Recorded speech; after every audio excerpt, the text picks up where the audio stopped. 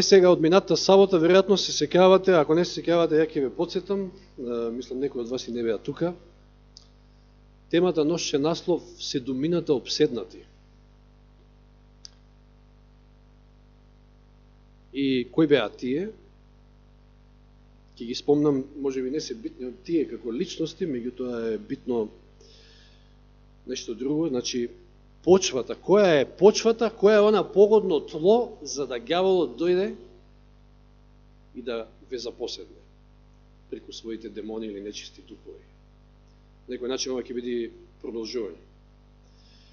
Значи ги спомнав минатиот пат, прво Симон, фарисејот, оној кој што нели Исус го излечил од лепра, па нели ја припремил онаа гозба во знак на благодарност, каде што нели Марија Магдалена ќе биде присутна.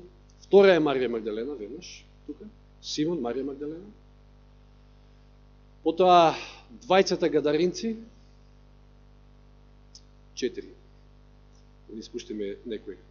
Обседнатиот во Капернаум во синагогата, 5. И останатите двајца беа двајцата синови од параболата за блудниот син. И воглано во сите овие 7 случаеви кажавме дека самоправедност е погодно тло, значи човек самоправеден прави погодно тло за да биде обседнат од нечисти духови. Тоа го видовме со примерот и на Симон, со примерот на постариот син во параболата, со примерот со оние 2 стиха во Коринќаните за она празна куќа. Значи, точно цитиравме цитат од Елен Вајд, кој што вели дека празната куќа, исчистена, изметана, ја представува самоправедната душа. Значи, не е се уште обседната, но го подготвува патот за такво нешто. Не сме да остане празна, не сме да има вакуум. Нема неутралност. Човек не може да биде неутрален во оваа борба. Или е на една страна, на Божја страна, исполнет со Дух Свети, или е на другата страна. И може да биде плодно тло, значи, за обседнатост од демони. Сега, вечерва ќе видиме исто така кои други карактеристики исто така го прават тлото плодно за да биде обседнато од нечисти духови. Ќе разгледаме 2-3 примери исто така од Библијата, многу познати примери. Првиот е Навуходоносор. Иконезнабожец. Па да отвориме во Данијел. Само накратко да ја подсетам. Во 2 глава на Данијел, Навуходоносор ќе го сони сонот со кипот, ќе биде растревожен, не може никој да му го, нити да му го каже, затоа што го заборил нели сонот, ниту да му го протолкува. Доаѓа Данијел и му го толкува прецизно сонот,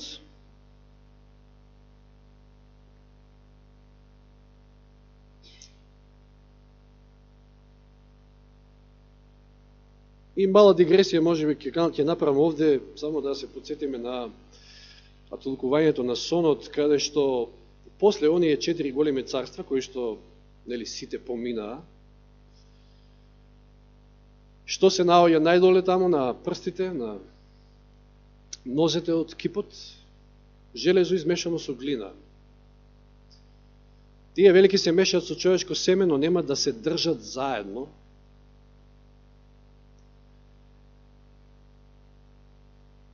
И ќе биде царството, таквото царство со железо и глина ќе биде делумно цврсто, а делумно кревко и нема да се држат заедно. На што се однесува? На кој период? Периодот во кој што живееме. Периодот на заложбите на не само Европската Унија, туку целиот нов светски поредок кој што се подготвува. Не може да биде цврст, да наликува на некој од поранешните царства, туку ќе биде кревок. Нема да се држат заедно. И тоа го гледаме. И после тоа, Данијел му вели на Навуходоносор, му кажува дека камен, фрлен од небото, не од човечка рака, удира во овој кип, го руши, и што станува? Се претвора во една голема гора.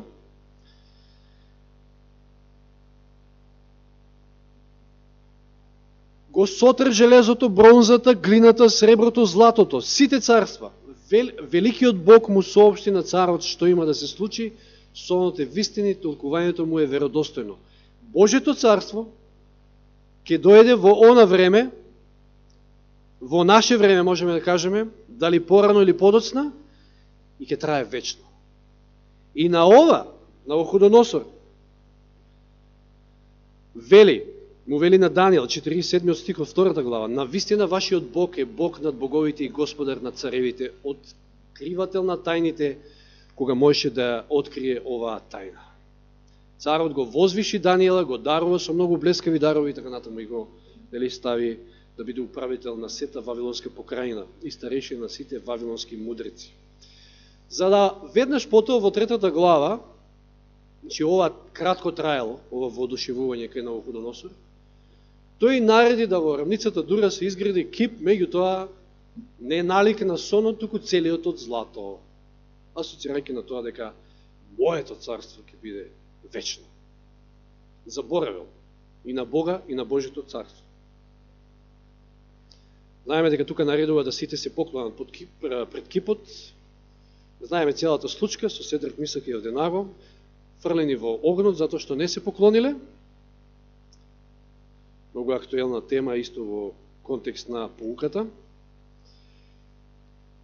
Но не загинале Седрак, Мисак и Авденаго, туку загинале оние кои што ги фрлилу нив во печката. И сето ова Навуходоносор, гледајќи го, викна, вели, во 28 стих во 3 глава на Данијел.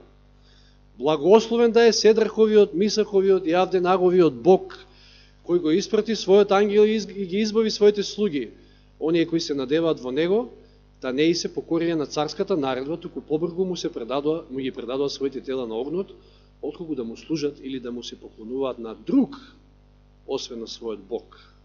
Тоа е верата на Седрак, Мисак и Авденаго, воодушевувањето кај Навуходоносор, и дури наредил народи, племиња и јазици, секој од вас кој би го похулил Седраховиот, Мисаховиот и Авденаговиот Бог, секој од вас кој што ќе го похули Јехова, накратко кажано, ќе биде раскинат на делови, а неговата куќа ќе биде претворена во гноиште, зашто нема Бог кој би можел да спаси како овој.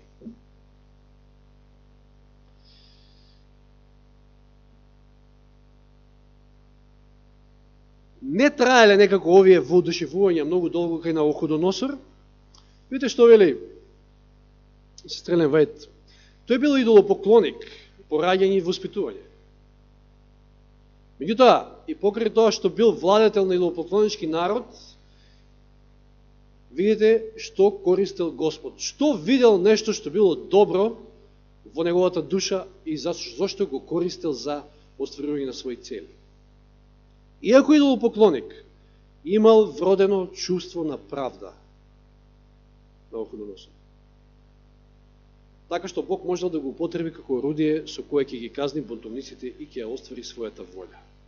Но, кратко траело и ова второ воодушевување. Значи, Навуходоносор почнал да добива големи битки, паднал Египет, Тир. И вели не е ни чудо што овој победник, славолюбив, горд владетел, имал проблем. Да, имал чувство на правда, но бил горд. И знаете, човек, како велиме, стави го на позиција, дај му моќ, па ќе го видиш. Много е тешко човек да се одржи таму. Еден е Јосиф, односно ретки се тие како Јосиф. Таму доле, како вели Елен Вајд, во долината, може би ветрот нема ништо да ви направи, ама горе кој ќе се качите на висините, тука може да сруши многу лесно. Значи, искушенијата. Таков бил за жал Навуходоносор. Дошол во искушение да скршне од патот на понизноста, кој единствено води во вистинска големина. Во интервалите помеѓу своите големи походи, тој вели, посветувал многу труд во утврдување и разубавување на својата престолнина, на Вавилон. Го направил на вистина велелепен град, златен град, овде вели. Пофалба на целата земја. Имал страст за градење. И големиот обид од Вавилон да создаде едно од светските чуда, толку ја потикнал неговата гордост, што најпосле дошол во опасност да го изгуби гласот како мудар владетел, кого Бог можел да го употреби како оружје за остварување на своите планови. И Бог ја согледал оваа опасност, видите колко е милостив Бог кон еден идолопоклоник, еден цар. Му дава друг сон. Тоа гледаме запишено во 4 глава од Данијел. Интересно, од целата книга Данијел, 4 глава не ја пишува Данијел. Пишува Навуходоносор, мислам добро, Данијел може да запишал, меѓутоа пишена во 1 глава. Значи, Навуходоносор го кажува тоа, своето искуство. Што имаме во 4 глава? Ајде да се подсетиме на овој сон на Навуходоносор, дел, значи, мислам ке читаме цела глава. Видел дрво. 11 стих. Дрвото порасте, стана силно, височината му стана до небото, се гледаше од краиштата на земјата. Неговата круна беше убава, плодовите изобилни, на него имаше храна за сите. Во неговата сенка се одмараа полски зверови, врз неговите гранки небесни птици, и секое тело се хранеше од него. И вели, јас ги наблюдував виденијата, што ми се мотаа во главата на мојата постела, кога ете стражар, светец, слегува од небото. Ангел. Вика со силен глас, пресечете го дрвото, искастрете му ги гранките, скинете му ги листјата, разфрлете ги плодовите. Животните нека се разбегаат од под него и птиците од небесните гранки. Во земјата оставете ги пенушките и корењата во железни и бронзени окови, во полската трева. Нека го мие небесната роса и земната трева нека ја дели со полските зверови. Човечкото срце нека му се смени, нека му се даде животинско срце. 7 времења нека поминат над него. Така пресудија стражарите, така одлучија светите, за да запознае се живо дека Севишниот има власт на човечкото царство. Тој го дава кому што сака, значи царството, и го поставува над него најништожниот од луѓето, ако така сака.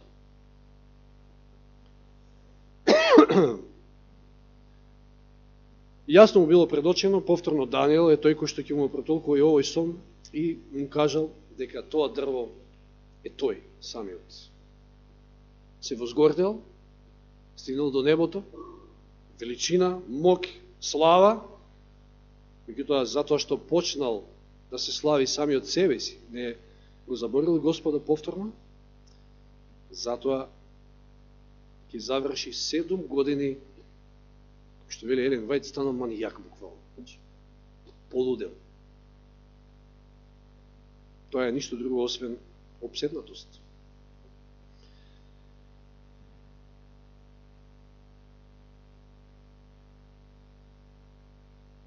Што вели Елен Вајд? Навуходоносор известно време бил под влијание на пророковите предупредувања и совети. Затоа што нели поминала цела една година доека да се оствари ова за него. Размислувал, бил под влијание на предупредувањата. Меѓутоа срцето кое што не е преобразено преку Божјата благодат, брзо го губи влијанието на Светиот Дух. Значи, не се задржува кај такво срце семето, Божјата реч. Јас се плашам некој за самиот себе си, затоа што иако може би овде, имам прилики често пати да го слушнам Јани или било што друго, се што ќе се каже од Божјата реч, се е добро, се е корисно, и да излезам низ врата и да заборавам што сум слушнал. Дали тоа може би не е тоа? Вели, срцето кој што не е преобразено преку Божјата благодат, брзо го губи влијанието на Светиот Дух. Видите какви предупредувања добил Навуходоносор, но заборавил на тоа. Повторно, че она некакво негово јојо искуство кој што го имал низ целиот живот, како што затоа неслучајно читав 2 и 3 глава, воодушевување, прославување на Господа, повторно паѓање. Попуштањето на личните наклонетости и славолюбието се уште не биле избришани од царевото срце. И подосна тие негови карактерни црти повторно се појавиле. Че тоа е таа природа, таа грешна природа, секој од нас има некоја мана. Ке ја потиснеш, ке се воодушевиш од Господа, повторно се јавува.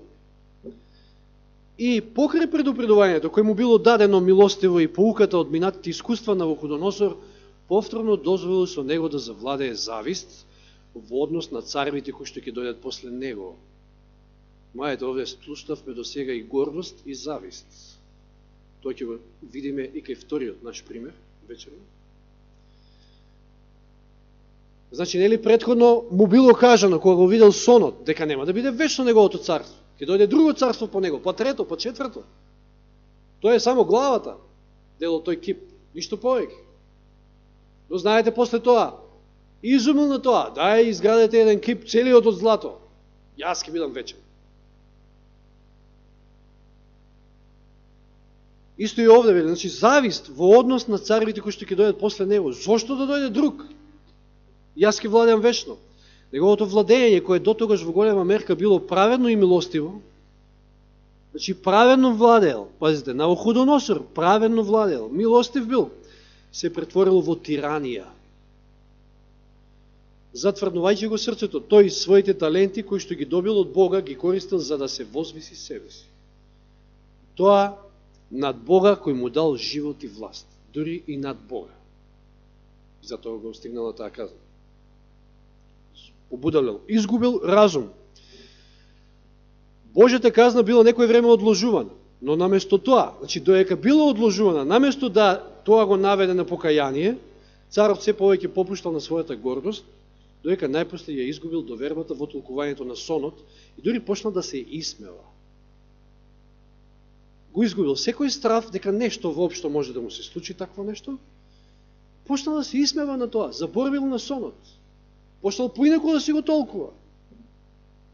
И после една година, откако добил предупредување на Навуходоносор, одејќи по својот двор, размислувајќи со гордост, нели гледајќи го градот, што ќе каже, нели ова Вавилон големиот, кој јас го созидав, да ми биде цврста престолнина со силата на својата моќ, за славата на моето величество. И во еден единствен момент, после таа цела година, му било одземен разумот. Во еден миг станал како живот. Исчезнало разудувањето кое царот го сметал за совршено. Мудроста со која се гордеел и некогашниот моќен владетел станал манијак. Неговата рака не можел повеќе држи скиптар. Не ја послушал веста на опомената и сега, лишен од власта, која Творецот му е дарувал и прогонет од луѓето, Навуходоносор јадеше трева како говедо. И росата небесна му го квасеше телото, па му нарасна влакна како перје на орел и ногти како на птица. Неверојатно.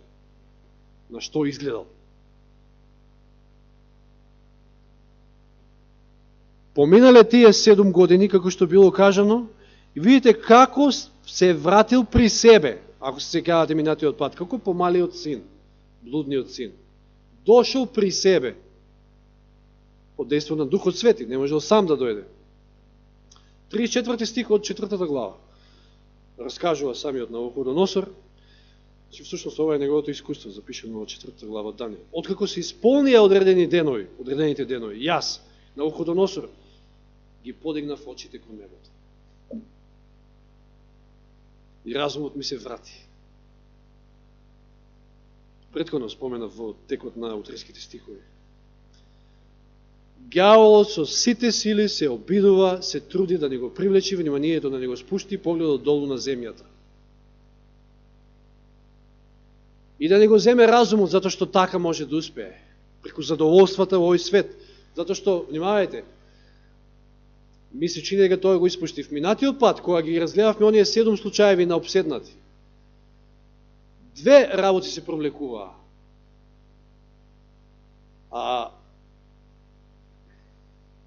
Плодно тло, за да бидете обседнати од демони, е ако сте самоправедни.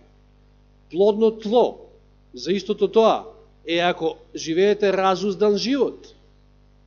Јади, пи, весели си и така натаму, како што денеска повеќето од светот живее. Така се губи разумот. Не можеме да очекуваме, затоа не можеме да очекуваме од луѓе кои што сакат да го живеат животот, нели, под наводници, многу разум. Но Навуходоносор после тие 7 години, кој што добил силна лекција, ги подигнал очите кон небото и разумот му се вратил, и не само тоа, му се вратило и царството.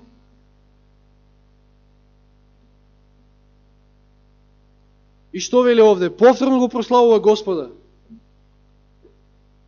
во истиот час му се врати разумот и за слава на мојата царска, ми се врати разумот, вели, и за слава на мојата царска чест, ми се врати величеството и сјајот. Моите советници и големци ме побараа, бев воспоставен во царска чест и моето величество уште порасте. Сега јас Навуходоносор го фалам, го возвишувам и го славам небесниот цар, чии сите дела се вистина, сите патишта правда, и кој може да ги понижи оние кои што одат во гордост. Навуходоносор збудалел, изгубил разум, се нашол во раците на ѓаволот, заради гордост, заради славолюбието. Сакал тој вечно да владее. Господ го понижил, Господ му го вратил и разумот, откако повторно го дигнал погледот кон небото. И го возвеличал Господа и конечно дознал кој е тој кој што вечно ќе владее. Не заборавајте, му бил даден сонот, толкувањето на сонот. Тој камен кој што удира, ги руши сите светски царства и прераснува во една огромна гора, планина, тоа е Божјето царство кој што ќе биде вечно. И само тој е тој кој што менува цареви. Господ има се под своја контрола, затоа денеска јас се сложувам со брат Зоран кој рече не треба се нервираме воопшто. Зашто се нервираме? Господ има се во своји раце, се под контрола.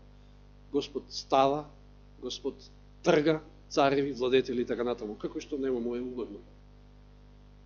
Се со цел на исполнување на неговите цели.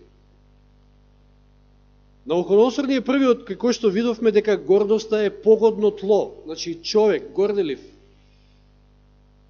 овозможува погодно тло за да утре биде, ако не уште денес, утре биде обседнат од нечисти духови. Саул, брат Јани исто така говореше за него, е вториот пример. Што гледаме кај него? Кога бил повикан на престолот, Саул имал скромно мислење за своите способности, па радо примал совети. Внимавајте, значи ова се силни цитати кои што имаат многу јако значење. Скромно мислење за себе, радо примал совети, но му не достигало искуство, бил млад, неискусен во царувањето, затоа Господ му дал Дух Свети, за да знае како да се справи со царството. Да останел така понизен, постојано да барал да го води Божјата мудрост, каде ќе му бил крајот, колку успеси ќе постигне. Од влијање на Божјата милост, секоја добра особина уште повеќе би се засилила кај него, доека лошите склонности наполно би исчезнали. Но Саул го засенчила неговата висока положба. Повторно, истиот проблем како кај Навуходоносор, високата положба. Успесите што почнал да ги постигнува. Ако читаме или тамо кога го совладал амаликијците, кога ги уништил, значи веднаш после таа голема победа, веднаш се возгордел. Толку е од човекот. Неговата висока положба и тој со својата непослушност и неверност го обесчестил Бога. Иако од почетокот бил понизен и сами од себе си не си предавал голема важност, успехот го сторил самоуверен.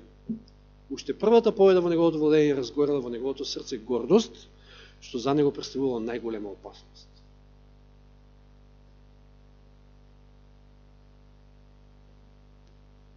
Сета чест и сета слава на почетокот му ја придавал на Господа, што како и Навуходоносор, но подосна си ја припишувал себе си.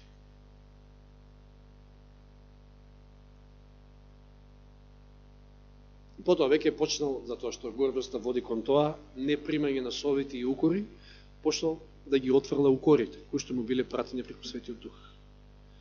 Упорно тврдејќи дека е во право, знаете, кој случај, Саул го отфрлил единственото средство преку кое Бог можел да действува за да го спаси од самиот него. Тој не можел да добие ниту Божја помош, ниту Божје водство, се додека не се врати кај Бога, признавајќи и оставајќи го својот грев.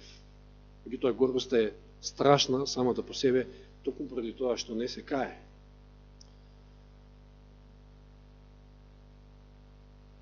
И вели, сите што ќе му се протистават на Божјето владење, ќе се воздигнат, склучуваат сојуз со праисконскиот отпадник кој ќе употреби сета своја сила и лукавство да ги омае нивните сетила и да им го заведе умот.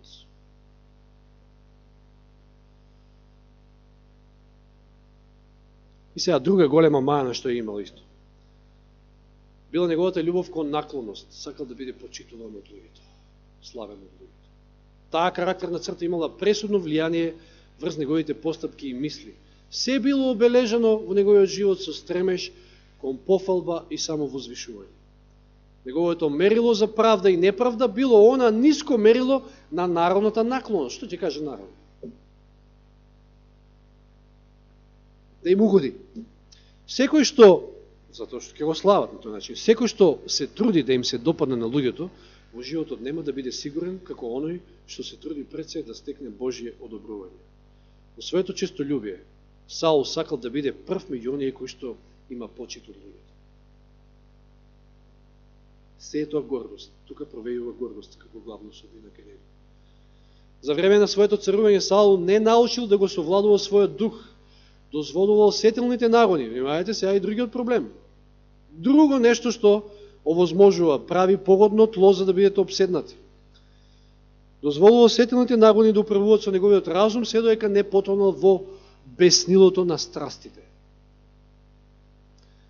Добивал и напади на срдба, на лутина. И сега сетете се на претходната проповед, дали која мавнал со копјето секајќи да го убие Давид, кој што тука му свирал да го изгонува оној демон, кој што бил демон на љубомора, на завист, кој што стои и во писмото и во духот на прошлото.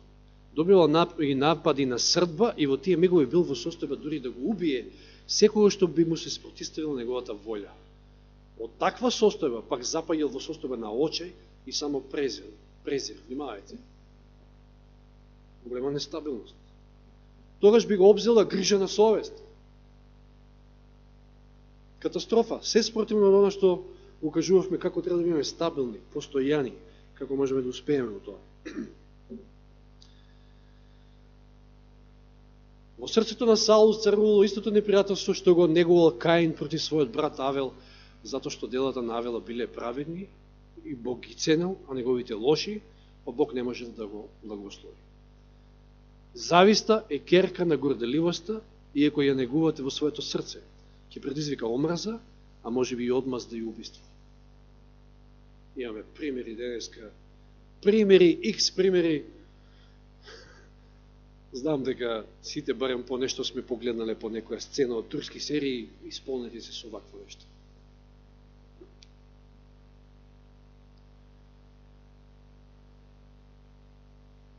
Саул Навуходоносор, гордоста. И во Новиот Завет, третиот пример. Кого го имаме во Новиот Завет како пример?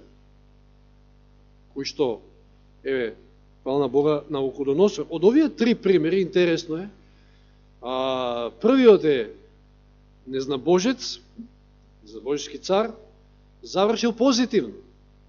Оние редови, од 4-та глава на Данијел, што ги читавме за Навуходоносор, тоа е последниот извештај што стои за него. Тој се обратил кон Господа. Почнал да го слави Господа. Тоа е тоа. Овојке немаме ништо за него запишено. Саул, за жал, завршил трагично. Не можел да се справи со гордоста, која што е суштински дел на човечката грешна природа и секој од нас може да ја има, помалку или повеќе. И третиот пример, примерот од Новиот Завет е Јуда, примерот на Јуда. И сечоци само мали од тоа како изгледал неговиот карактер. И што е тоа што допринело да заврши онака како што заврши. Што мислите, кој го одвел таму да се обеси? Сигурно не Бог. Кој знае што правеле демоните, каква веселба, ти секој се радуваат кога човек ќе се уништи. Самиот тој имал високо мислење за своите способности. Гледаме истиот Терк. И на своите браќа гледал како на многу поинфериорни од него во поглед на расудувањето и способности. Значи, сте ништо за мене. Јуда се сметал себе си за толку способен човек, што никој не можел да го надитри. Според неговото мислење, тој представувал чест за делото и секој се прикажувал како таков.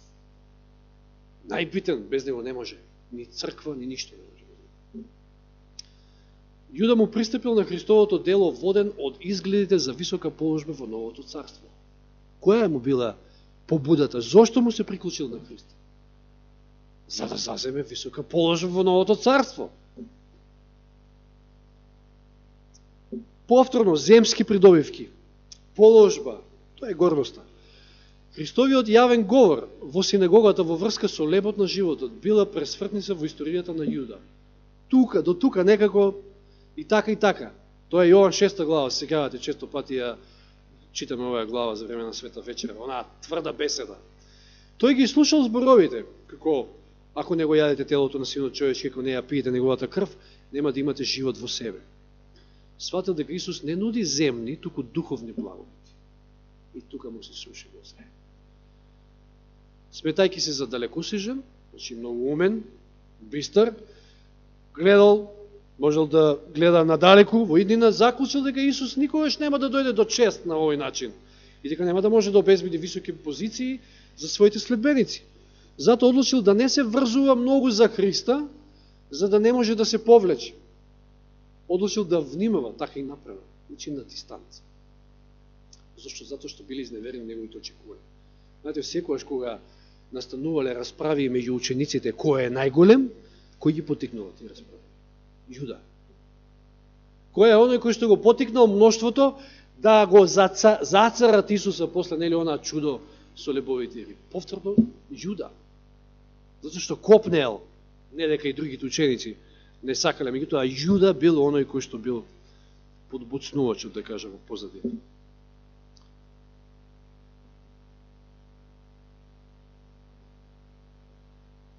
И прекршителниот момент во неговиот карактер, мислам во неговиот живот, затоа што не дозволил и самиот, значи смислено се држал на дистанца. Видите, не можете да успеете ако не му се предадете целосно на Христа, а камоли па смислено да се држите на дистанца, тоеш неуспехот е загарантиран. Че кога Марија ги помазала нозете на Спасителот, Јуда го открил својот алчен дух. Значи, покрај гордоста, што имал, или алчноста, сребролюбието, како голем проблем кај него. Кога Исус го укорил, внимавајте, ова бил првиот изговорен укор од страната на Исус кон Јуда. Исус бил толку внимателен, крајно внимателен, добро знаел каков е по карактер. И затоа е внимал. Овде не можел да прекјути и знаел веќе дека е завршено. Кога Исус го укорил, тој бил длабоко огорчен. Ранетата гордост и копнежот за одмазда ги срушиле сите прегради и со него целосно завладел порокот на кој толку долго му попушта. Целосно завладеале нечистите духови со Јуда. И завршил трагично за жал. Наручение.